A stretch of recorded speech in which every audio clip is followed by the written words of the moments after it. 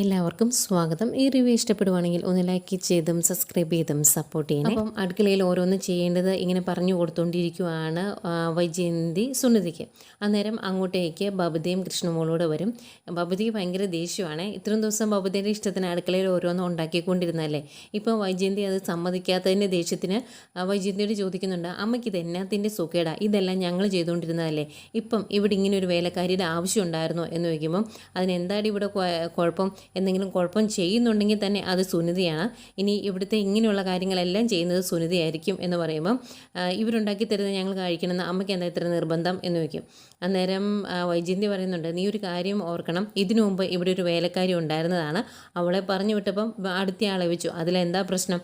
പിന്നെ ഇവിടുത്തെ എല്ലാ കാര്യങ്ങളും ഇതിനു മുമ്പ് ഞാനാണ് നോക്കിക്കൊണ്ടിരുന്നത്. വേലക്കാരി ഇല്ലായിരുന്ന സമയത്തും നിന്നെയൊക്കെ പ്രസവിച്ചിട്ട് അതിൻ്റെ തീറ്റവും മൂത്രവും ഒക്കെ നോക്കി നിന്നെയൊക്കെ വളർത്തി വലുതാക്കിക്കൊണ്ട് വന്നത് ഞാനാണ് എങ്കിൽ, ഈ വീടിൻ്റെ കുടുംബനാഥ ഞാനാണ് എങ്കിൽ ഞാൻ പറയുന്ന കാര്യങ്ങളെ ഇവിടെ നടക്കുകയുള്ളൂ. ഞാൻ പറയുന്നത് കേട്ട് അനുസരിച്ച് മര്യാദയ്ക്ക് ഇവിടെ നിന്നോണം എന്ന് പറയുമ്പം ബബിത ചോദിക്കും, ഇതെന്നാ സൂക്കേട അമ്മയ്ക്ക്, ഇതിനൊക്കെ ഒരു മര്യാദയില്ലേ, ഇതെന്താ പട്ടാളച്ചിട്ടയാണോ എന്നൊക്കെ ചോദിക്കുമ്പം വൈജയന്തി പറയുന്നുണ്ട്, നീയൊക്കെ പറയുന്നത് കേട്ട് ഞാൻ ഇവിടെ നിൽക്കുന്ന ഒരു കാലം വരുവാണെങ്കിൽ, അന്ന് നിൻ്റെ ചിലവിലാണ് ഞാൻ കഴിയുന്നതെങ്കിൽ അന്ന് നോക്കാം നീയൊക്കെ പറയുന്നത് ഞാൻ കേൾക്കുന്നത്, അല്ലാതെ മര്യാദയ്ക്കിരുന്നോണം, ഞാൻ പറയുന്നതാണ് ഇവിടെ നടക്കുകയുള്ളൂ, വേറെ ഒരു കാര്യവും നടക്കുകയില്ല, അതുകൊണ്ട് മര്യാദയ്ക്കിരിക്കുന്നത് നല്ലത് എന്ന് പറയുമ്പോൾ ബബിത പിന്നെയും ദേഷ്യപ്പെടാൻ നോക്കുക. അന്നേരം വൈജയന്തി പറയുന്നുണ്ട്, ബബിത നീ എന്നോട് ദേഷ്യപ്പെടാറും എന്നോട് തർക്കുത്തരം പറയാറും ഒന്നും ആയിട്ടില്ല, മര്യാദയ്ക്കിരിക്കുന്നതാണ് നല്ലത്, ഇവിടെ ഒരുത്തി ഉണ്ടാക്കി വെച്ചേക്കുന്ന യാതൊരു ടൈം ടേബിളും അതുപോലെ നടക്കുകയില്ല, അത്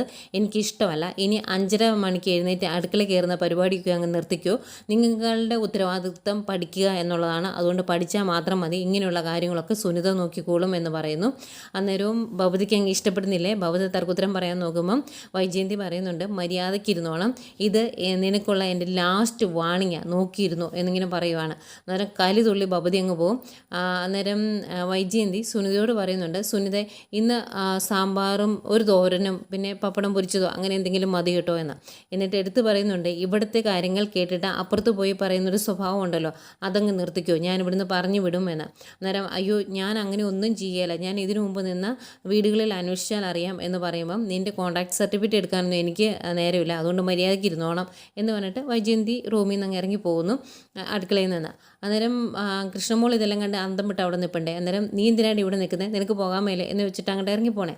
അന്നേരം പുറകെ ചെല്ലും കൃഷ്ണമോളും. എന്നിട്ട് ചോദിക്കും, അമ്മ എന്തിനാമ്മ ഇങ്ങനെ വഴക്കുണ്ടാക്കുന്നത്, എനിക്ക് അറിയാൻ മേലഞ്ഞിട്ട് ചോദിക്കുക, ഇതിൻ്റെ വല്ല ആവശ്യമുണ്ടോ, ഞങ്ങളെല്ലാവരും കൂടി ഈ വീട്ടിലെ ജോലിയൊക്കെ നല്ല രസമായിട്ട് ചെയ്തുകൊണ്ടിരുന്നതാണ്, ഞാനും ബബിത ചേച്ചിയും രോഹിയേട്ടനും അലിനി ചേച്ചിയും കൂടെ കൂടിയിട്ടുണ്ടെങ്കിൽ പടപടയുന്ന പണിയൊക്കെ തീർക്കുമായിരുന്നു, പഠിക്കാനൊക്കെ ഇഷ്ടം പോലെ സമയമുണ്ടായിരുന്നു, ഒരു പ്രശ്നവും ഇല്ലായിരുന്നു, അന്നേരം പഠിക്കാനൊക്കെ ഒരു ഉത്സാഹം ഉണ്ടായിരുന്നു എന്നൊക്കെ പറയുമ്പം വൈജയന്തി പറയുന്നുണ്ട്, അവൾ നിങ്ങളെ കൊണ്ട് പണിയെടുപ്പിച്ച് സപ്രപഞ്ചക്കട്ടിലയിൽ വെറുതെ ഇരിക്കാൻ വേണ്ടി പലതും ഉണ്ടാക്കി വെച്ചിട്ടുണ്ടായിരിക്കും, അങ്ങനെയുള്ള ഒരു കാര്യങ്ങളും ഇവിടെ നടക്കുകയില്ല എന്ന് പറയുന്നത് പോലെ വൈജയന്തി പറയുന്നുണ്ട്, നിങ്ങളെല്ലാവരും കൂടി രോഹിയെ കൊണ്ട് അടുക്കളപ്പണി ചെയ്യിച്ചേക്കുന്നു, അവനൊരാണല്ലേടി എന്ന് ചോദിക്കുമ്പം കൃഷ്ണമോളി ചോദിക്കും, അതെന്താ ആണുങ്ങൾക്ക് അടുക്കളപ്പണി ചെയ്യാൻ പാടില്ലേ, അങ്ങനെ ചെയ്താൽ എന്താ അവരുടെ കയ്യിൽ വളയൂരി പോവോ, രോഹിയേട്ടനാണെങ്കിൽ നല്ല രീതിയിൽ ചോറും വെക്കും കറികളും വെക്കും, പുളിശ്ശേരിയും അവിയലും ഉള്ള കറികളും ഒക്കെ വെക്കും, ഒരു പ്രശ്നവുമില്ല രോഹിയേട്ടന് എന്ന് പറയുമ്പം വൈജയന്തി പറയുന്നുണ്ട്, അവൻ അങ്ങനെയൊക്കെ ചെയ്തിട്ടുണ്ടെങ്കിലുള്ള പ്രശ്നം നിനക്ക് മനസ്സിലാകിയല്ല, ആണുങ്ങൾ അടുക്കളയിൽ കയറി നല്ല ഭക്ഷണം ഉണ്ടാക്കിയിട്ടുണ്ട് എങ്കിൽ അവർ വിവാഹം കഴിഞ്ഞ് കഴിയുമ്പം ഭാര്യമാരുണ്ടാക്കി കൊടുക്കുന്ന ഫുഡ് അവർക്ക് ഇഷ്ടപ്പെടുകയില്ല, അന്നേരം അവർ അടുക്കളയിൽ കയറി നല്ല ഫുഡ് ഉണ്ടാക്കും, അത് കാണുന്ന ഭാര്യമാർ തഞ്ചത്തിൽ നിന്ന് അവരെ കൊണ്ട് എന്നും അടുക്കള ജോലി ചെയ്യിപ്പിക്കുമെന്ന്. അന്നേരം കൃഷ്ണമോളി ചോദിക്കും, അങ്ങനെ ചെയ്യിപ്പിച്ചിട്ടുണ്ടെങ്കിൽ എന്താ പ്രശ്നം, ആണുങ്ങൾ അടുക്കള ജോലി ചെയ്താൽ എന്തെങ്കിലും പ്രശ്നമുണ്ടോ എന്ന് ചോദിക്കുമ്പം വൈജയന്തി പറയുവാണ്, അങ്ങനെ ഇപ്പോൾ അവനെ കൊണ്ട് ചെയ്യിപ്പിക്കേണ്ട, നീയൊക്കെ കൂടി അടുക്കള ജോലി മാത്രമല്ലല്ലോ, നിൻ്റെയൊക്കെ ഡ്രസ്സ് വരെ അവനെ കൊണ്ട് അയൺ ചെയ്യിപ്പിച്ചില്ലേ എന്ന് ചോദിക്കും.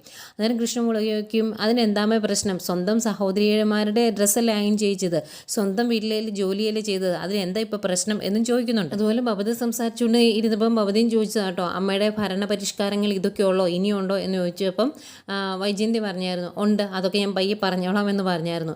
അതുപോലെ തന്നെ വൈജയന്തി കൃഷ്ണമോളോടും പറയുന്നുണ്ട്, അവൾ ഉണ്ടാക്കി വെച്ച ഒരു ടൈം ടേബിളും ഇവിടെ നടക്കുകയില്ല. ഞാൻ പറയുന്ന രീതിയിൽ ഈ വീട് മുന്നോട്ട് പോവുകയുള്ളൂ, ഞാൻ പറയുന്ന രീതിയിലേ കാര്യങ്ങൾ നടക്കുകയുള്ളൂ എന്നൊക്കെ ഇങ്ങനെ പറഞ്ഞായിരുന്നേ.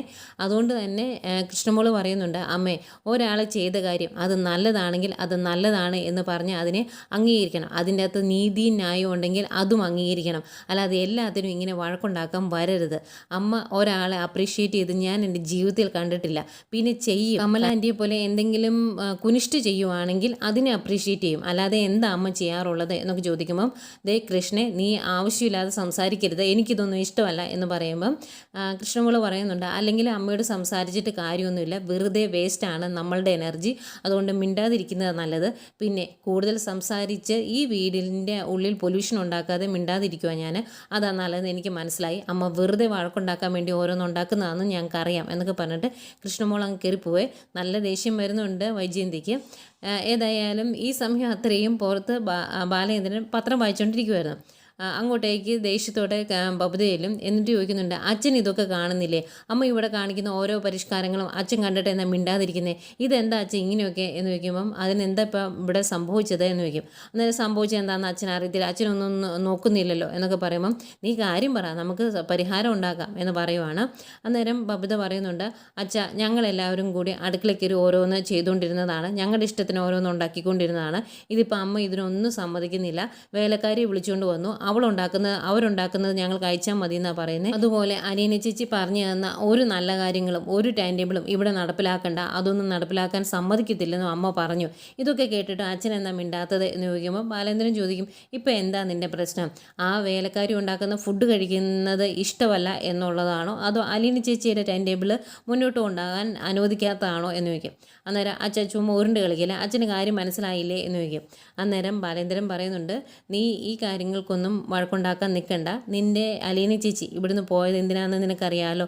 നിൻ്റെ അമ്മ ഇവിടെ വരാനും നിങ്ങളുടെ ഒപ്പം അവൾ ജീവിക്കാനും നിങ്ങൾക്ക് അമ്മയില്ലാത്ത അവസ്ഥ ഉണ്ടാകാതിരിക്കാനും വേണ്ടിയാണ് അവൾ ഒരുപാട് ഇഷ്ടപ്പെടുന്ന ഇവിടുന്ന് പോയത്, അത് നിനക്കറിയാൻ മേലെ എന്ന് ചോദിക്കുമ്പം ബബിത പറയുന്നുണ്ട്, എന്തിനാ പോയതെന്ന് അന്നും എനിക്ക് മനസ്സിലായില്ല, പിന്നെ ഇങ്ങനെ ഒരു കാര്യത്തിനാണ് പോയത് എങ്കിൽ അത് വെറും വിഡ്ഢിത്തരമാണെന്ന് ഞാൻ അന്നേ പറഞ്ഞിട്ടും ഉണ്ടായിരുന്നു.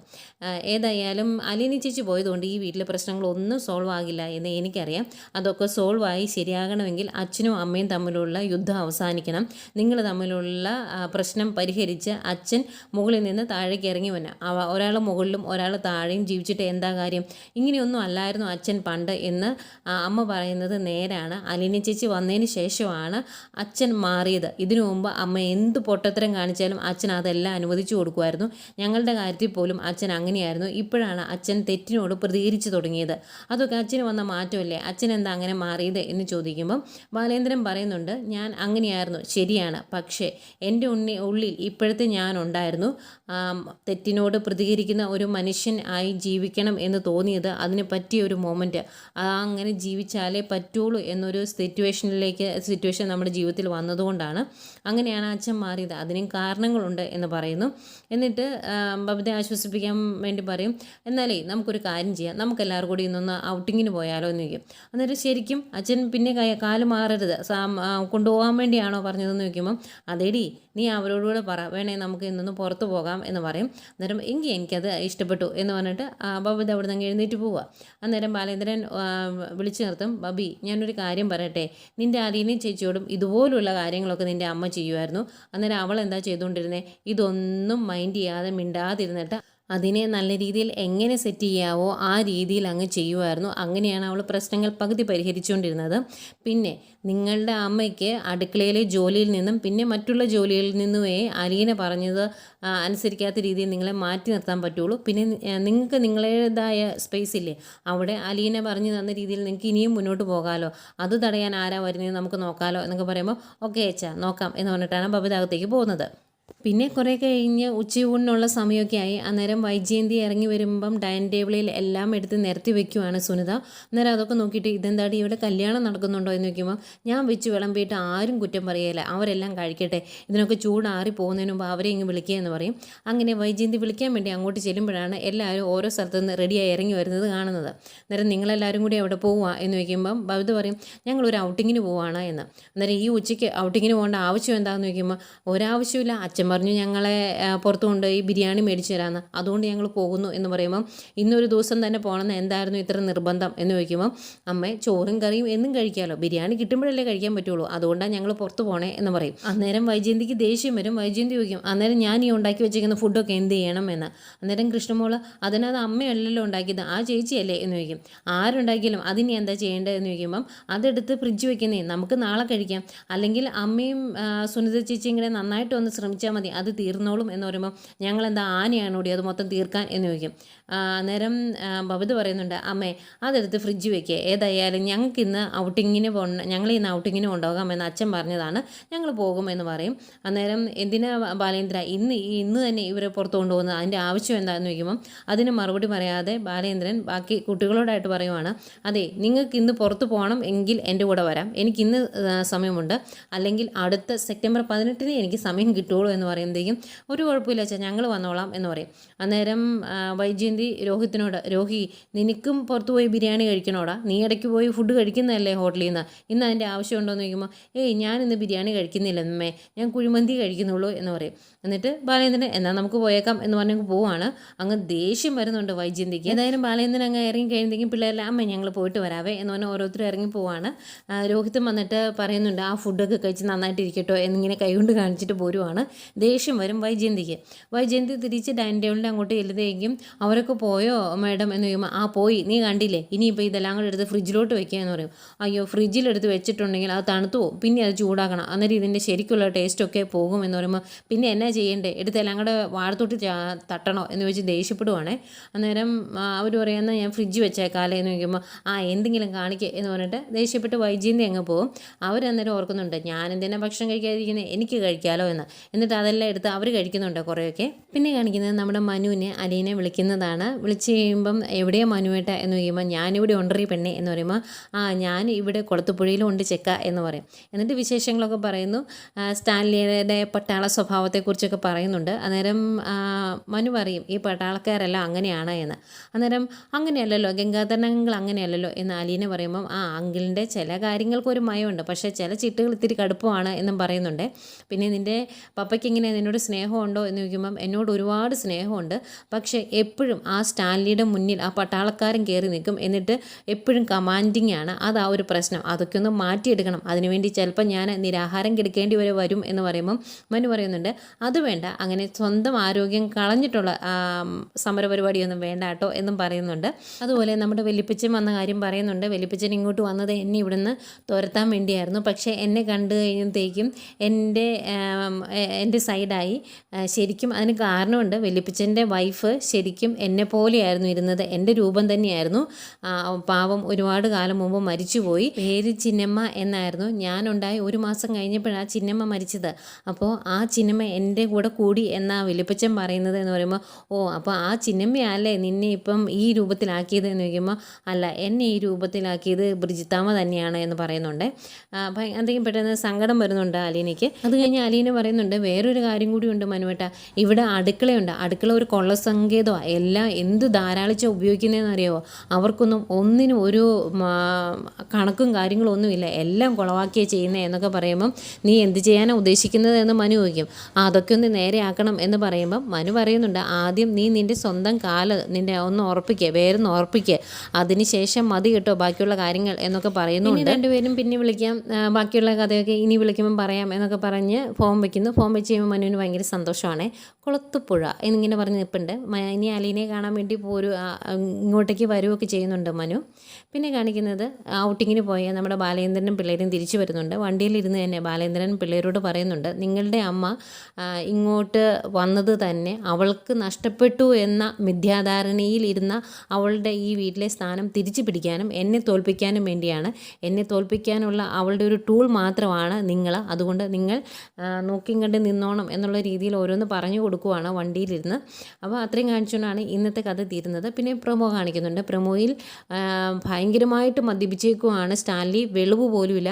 ഭയങ്കര വിഷമത്തോടെ പറയുന്നുണ്ട് 23 വർഷം എൻ്റെ മകൾ അനാഥാലയത്തിലാണ് ജീവിച്ചത്, അതെനിക്ക് സഹിക്കാൻ പറ്റുന്നില്ല. അതുപോലെ ഞാൻ അവളെ ഈ ലോകം മൊത്തം ചുറ്റി കാണിക്കും, എന്നിട്ട് ഞാൻ അവളുടെ പേര് മാറ്റും, അവളുടെ പേര് ഞാൻ പ്രിൻസസ് എന്നാക്കും. എനിക്കിതൊന്നും സഹിക്കാൻ പറ്റുന്നില്ല. 23 വർഷക്കാലം എൻ്റെ മകൾ ആരുമില്ലാതെ ജീവിച്ചു എന്നത് എനിക്ക് സഹിക്കാൻ മേലാത്ത അവസ്ഥയിലേക്ക് എന്നെ കൊണ്ടുപോവുകയാണ് എന്നൊക്കെ പറഞ്ഞ് അപ്പച്ചന് മുമ്പിൽ കിടന്ന് കരയുന്ന സ്റ്റാൻലിയെയും കാണിക്കുന്നുണ്ട്.